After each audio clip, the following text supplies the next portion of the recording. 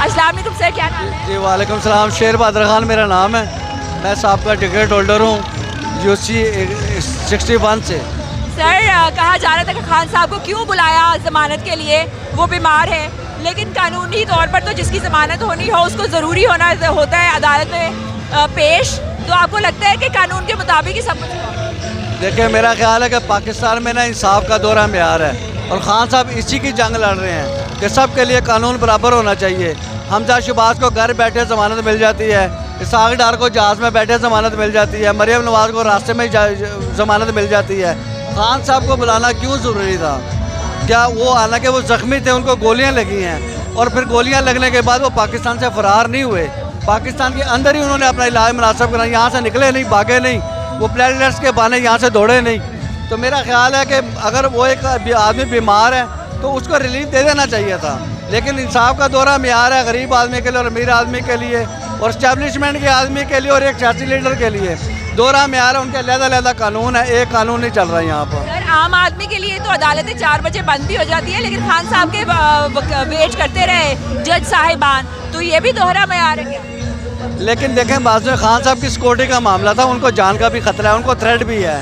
तो अगर वो थोड़ी देर से आ जाते हैं वो फिर आम आदमी थोड़ी हैं, वो पाकिस्तान की सबसे बड़ी जमात के सरबराह हैं और उनको थ्रेट भी है। तो जब उनको थ्रेट है तो फिर उनके उसकी सिक्योरिटी के भी मसाइल हैं। तो अगर उनको थोड़ी देर हो जाती है तो कोई मसला नहीं है। ये कोई लोगों ने इस बात को अप्रिशिएट किया, कोई लोगों ने इसका बुरा नहीं मनाया।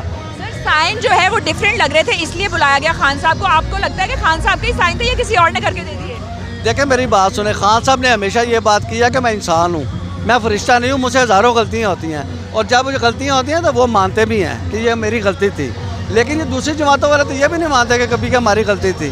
खान साहब तो फौरी मान जाते हैं, कहते ठीक है यार ये मेरी गलती, मुझसे गलती है, मैं इंसान हूँ। तो अगर वो कोई छोटी मोटी गलती हो भी गई है तो ये इतना बड़ा इशू नहीं है। यू टर्न लेना फिर बेहतर है ना, कि गलती पे अटके रहना, उससे बेहतर है कि यू टर्न ले लिया जाए, गलती मान के तब्दील कर लिया जाए। देखें जी, जो यू टर्न नहीं लेता वो सियासतदान नहीं है।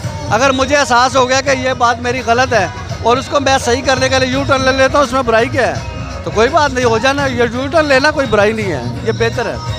नाज़रीन, अगर किसी गलत चीज़ को निशानदेही करके दुरुस्त कर लिया जाए तो मेरा ख्याल में ये सियासतदान का बड़ापन है कि उसने अपनी गलती को तस्लीम किया और फिर सही रास्ता इख्तियार किया।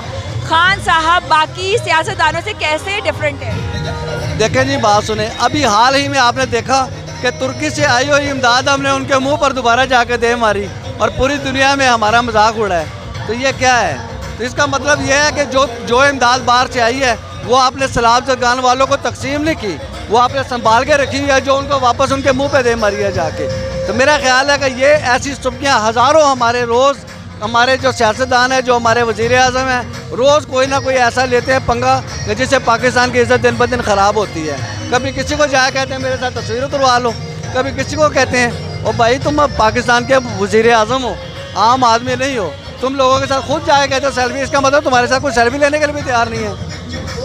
सर इस हवाले से क्या कहेंगे कि मोहसिन नकवी साहब जो हमारे वज़ीर आला है मौजूदा, उनका कहना है कि जो तालिब इल्म जेल भरो तहरीर के लिए जाएगा उसको स्कूल या यूनिवर्सिटी से निकाल दिया जाएगा, ब्लैक लिस्ट कर दिया जाएगा और जो कारोबारी हजरात जो जाएंगे उनका भी लाइसेंस मनसूख कर दिया जाएगा। इस हवाले से क्या कहेंगे? तो आप क्या समझते हैं, ये उन्होंने जमहूरी बात की है?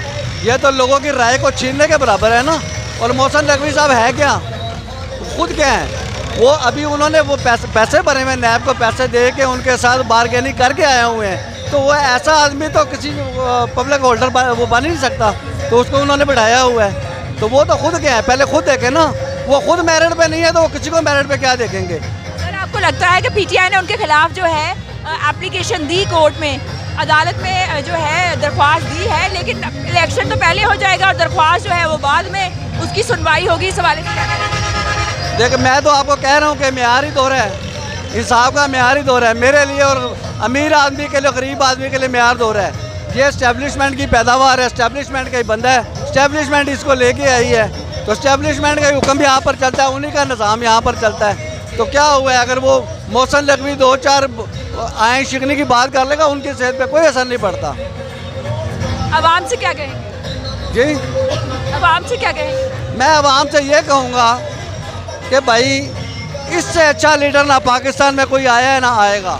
कायदे आज़म के बाद अगर पाकिस्तान को एक अच्छा लीडर मिला है तो वो इमरान खान की शक्ल में है। और अगर इस आदमी को आप लोगों ने गवा दिया तो सारी ज़िंदगी आप पछताओगे। खुदा के लिए इस लीडर को मत गवाना, इसकी हिफाजत करो, इसके साथ चलो, इसके हाथ मजबूत करो ताकि ये पाकिस्तान मजबूत करे। इंशाल्लाह ये पाकिस्तान को ऐसे रूज पर लेके जाएगा कि लोग याद करेंगे सदियों तक। मैं एक और बात कौम से कहता हूँ कि इमरान खान ने अपने हिस्से का काम मुकम्मल कर लिया हुआ है, उन्होंने अपने हिस्से का काम कर लिया है, आगे का काम हमने करना है, अब हमारी जिम्मेदारी है। वो अपना काम कर चुके हैं, अब मेरी शक्ल में, आपकी शक्ल में, दूसरे लोगों की शक्ल में हर आदमी इमरान खान है। उन्होंने अपने हिस्से का काम मुकम्मल कर लिया है, अब इससे आगे हमारी ड्यूटी शुरू हो जाती है कि हमने आगे का काम हमने करना है। Thank you so much for your time sir.